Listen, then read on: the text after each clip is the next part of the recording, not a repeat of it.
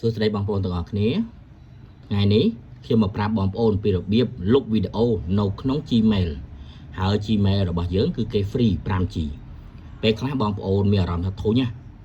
តិចផ្ញើសារមកគឺលោតមករបៀបនេះបងប្អូនណានេះគឺលោតមករបៀបនេះហើយពេលដែលលោតមករបៀបហ្នឹងគឺបងប្អូនពិបាកអាប់ឡូតណាគេឲ្យយើងទិញគេឲ្យយើងទិញនេះគឺបាន 15G តែប៉ុណ្ណោះហើយដល់ពេលយើងពេញ 15G ហ្នឹងគឺយើងពិបាកអាប់ឡូតណាអញ្ចឹងហើយខ្ញុំនឹងមកធ្វើវីដេអូហ្នឹងហើយមួយហ្នឹងណាបងប្អូនណាទោះជាយើងលុបនៅក្នុង photo យើងក៏ដោយនេះបងប្អូនមើលណាទោះជាយើងលុបនៅក្នុង photo របស់យើងក៏ដោយក៏នៅតែនេះ photo របស់ខ្ញុំកាមេរ៉ា photo ណាខ្ញុំលុបឲ្យអស់ហើយតែបែរជានៅក្នុងហ្នឹងនៅតែមានបងប្អូននៅតែមានជាប់សូលរហូតដូច្នេះហើយវាមានផលលំបាកដែរហើយយើងក៏លុបនៅក្នុងនេះទៀតឃើញទេក៏នៅតែមានទៀតហើយថ្ងៃនេះខ្ញុំមកប្រាប់បងប្អូនឲ្យអស់ចម្ងល់ហ្មងថាយើងត្រូវលុបរបៀបណាដោយយើងមិនចង់ខាតគេហៅថាកុំចង់ឲ្យពេញណាយើងលុបចូលទៅលុបតោះឥឡូវសម្រាប់បងប្អូនថ្មីអត់បានជួយចុចទេបាទដាក់ម្នាក់មួយមកជួយចុចម្នាក់មួយមកបាទដើម្បីលើកទឹកចិត្តបាទអោស្អកបងប្អូនណាបាទតោះឥឡូវយើងចូលទៅមើលទាំងអស់គ្នាជាដំបូងបងប្អូនចូលមើលបាទនៅក្នុង Gmail របស់យើងបងប្អូនឃើញទេ Gmail របស់យើងគឺឃើញរបៀបហ្នឹងបងប្អូនចុចនៅលើ Gmail ហ្នឹងគេនឹងប្រាប់ពីតម្លៃឲ្យយើងបន្ថែមណាបន្ថែមនៅលើហ្នឹងកុំឲ្យបាទវាឆាប់ full memory Gmail ហ្នឹងនេះឃើញទេវាឲ្យយើងបង់ប៉ុណ្ណេះណាឲ្យយើងបង់បាទ 0.89 ស្មើនឹង 30G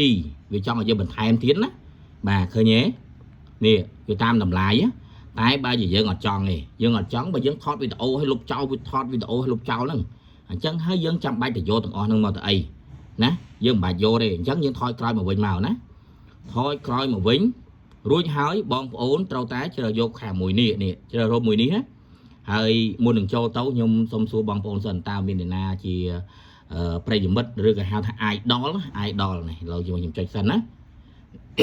បាទពេលដែលបងប្អូនចូលមកអញ្ចឹងមកឃើញគេដាក់ហ៎30ថ្ងៃឃើញទេខាងនេះគឺ C អស់បាទ81ឃើញទេ 81.52G ហើយកម្រិតរបស់គេនេះគឺមានតែ 15G ទេតែយើងហួសអញ្ចឹងហើយគេឲ្យយើងបង់លុយចុះបើយើងអត់ចង់បង់លុយធ្វើម៉េចបងប្អូនធ្វើម៉េចបើយើងអត់ចង់បង់លុយជាដំបូងបងប្អូននេះគឺកន្លែងនេះបាទខ្ញុំសុំ screenshot មួយសិនបងប្អូនណាបាទខ្ញុំសុំ screenshot នេះមួយបាទរួចហើយខ្ញុំចុចកន្លែងនឹងដដែល screenshot ទុកឲ្យហើយឲ្យបងប្អូនប្រិយមិត្តមើលបាទហើយកន្លែងនេះមួយទៀតបាទបាទពេលអញ្ចឹងហើយបងប្អូនណាបាទដូច្នេះហើយនេះបងប្អូនចុចកន្លែងនេះគឺជាវីដេអូដែលយើងបាទបានថតណាដែលយើងបានថតនៅក្នុងទូរស័ព្ទហើយវីដេអូមួយហ្នឹងទោះជាបងប្អូនលុបនៅក្នុងទូរស័ព្ទដៃយើងនឹងក៏ដោយក៏មិនបាត់នៅក្នុងនឹងដែរបងប្អូនណាហើយសម្រាប់តែ memory ទូចគឺដឹងតែ slow កាំងនៅហ្នឹងហើយឬក៏ Gmail នឹងមានបញ្ហាទៀតដូច្នេះហើយបងប្អូនចុចមកលើហ្នឹងមកណាចុចមកលើហ្នឹងបាទចុចបើខាងក្រោមមិនមានអីទេបងប្អូនណានេះកន្លែងនេះបងប្អូនចុចទៅក៏នៅតែប៉ុណ្្នឹងដែរឃើញទេនេះអ្នកណាខ្លះ idol នេះ idol ទេឃើញទេមួយគឺស៊ីខ្លាំងហ្នឹងឃើញទេនេះ 7G ឃើញទេមិនបាច់ចុចកន្លែងហ្នឹងទេបងប្អូនចុចលើកន្លែងនេះមកប៉ាក់មកណាហើយបងប្អូនចាំមើលពេលដែលខ្ញុំចុចហើយតើចាំមើលកន្លែងហ្នឹងមានបញ្ហាកន្លែងហ្នឹងទៀតទេឥឡូវខ្ញុំចុចលើកន្លែងនេះបាទអ្នកណាគេ idol បាទអ្នកណាគេ idol របស់គាត់ខ្លះបាទមើលឲ្យហើយនេះធ្វើវីដេអូឲ្យផ្ញើទៅសានភវិតអីបាទ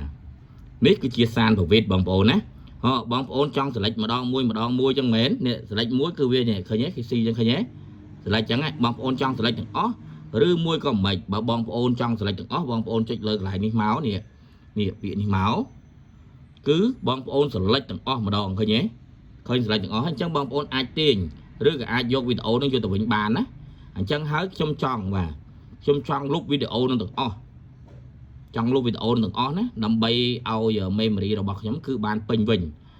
ឡូវនេះខ្ញុំសុំមើលវីដេអូណាដែលលំសួរនឹងគាត់ច្រឡំលុបបាត់មិនតាន់បានផុសមើលបាទ ចាំមើលធ្វើវីដេអូឲ្យផ្ញើទៅឲ្យបាទដូចជាអត់មានទេបាទខាងនេះអត់មានដែរអាប់ឡូតអាប់អីអត់មានទេឥឡូវនេះខ្ញុំចាប់ដើមបាទលុបហើយគឺ delete ទាំងអស់ណាបងប្អូនគ្រីបងប្អូនមើលគ្រីណាបើអត់តាន់គ្រីទេបងប្អូនគ្រីទៅនេះសម្រាប់យើងលុបទាំងអស់តោះឥឡូវយើងចុចទៅ delete បាទពឹបវាសួរយើងហើយត្រូវការទៀតអត់ទេយើងចុចកន្លែងនេះបើយើងអត់ចុចវាអត់លោតឲ្យណាយើងចុចកន្លែងនេះមកបាទចុចហើយចុចពឹបបងប្អូនចាំមើល memory របស់យើងណានេះចាប់ដើមហើយឃើញទេអញ្ចឹងហើយយើងចង់ចេញក៏បានណាយើងចុចកន្លែងនេះមកនេះឬក៏យើងចង់ចេញមកចេះក៏បានដែរឃើញទេយើងស្រូមមកឃើញទេយើង refresh មកឃើញមានចេញទៀតអត់គឺ line load ឲ្យហើយបងប្អូនឃើញទេ line load ឲ្យហើយអញ្ចឹងនៅក្នុង Gmail របស់យើងគឺមាន 15G វិញហើយណានៅក្នុង Gmail មួយហ្នឹងអញ្ចឹងហើយសង្ឃឹមថាបងប្អូនទាំងអស់គ្នាគឺបាទអាចធ្វើបានណាហើយនេះសិតតែ load មកបងប្អូនសិតតែ load មក full ពេញទាំងអស់ឃើញទេបាទ2ថ្ងៃទៀតពេញ3ថ្ងៃទៀតពេញហើយ load មករំខានមែនតើឃើញទេនេះ load មករំខានមែនតើឥឡូវនេះបាទគឺខ្ញុំបានលុបចោលអស់ហើយអញ្ចឹងហើយគឺយើងអាចផុសបន្តបានណាហ្នឹងហើយបងប្អូនទាំងអស់គ្នាអញ្ចឹងមានតែប៉ុណ្្នឹងទេហើយបងប្អូនយល់អត់មានតែចូលនៅក្នុង Gmail នឹងមកបងប្អូនណាបាទអ្នកដែលរកលុយជាមួយ YouTube គឺដឹងហើយជាពិសេសអ្នកដែលថតរូបច្រើនបាទគឺក៏ដឹងដែរពីមុនយើងមានតែ iPhone ទេដែលវាផ្ទុកបានទិន្នន័យបាទ 5G តែឥឡូវនេះគឺអត់ទេបងប្អូនណាគឺចូលហើយបាទចូលគ្រាន់តែទូរស័ព្ទយើងធម្មតាបាទ Oppo Huawei Vivo អីក៏ចូលក្នុងនោះដែរបាទអញ្ចឹងវីដេអូហ្នឹងគឺមានតែប៉ុណ្្នឹងទេបងប្អូនណាបាទអរគុណច្រើនបងប្អូនទាំងអស់គ្នាមានចម្ងល់កន្លែងណាបាទ comment សួរមកបាន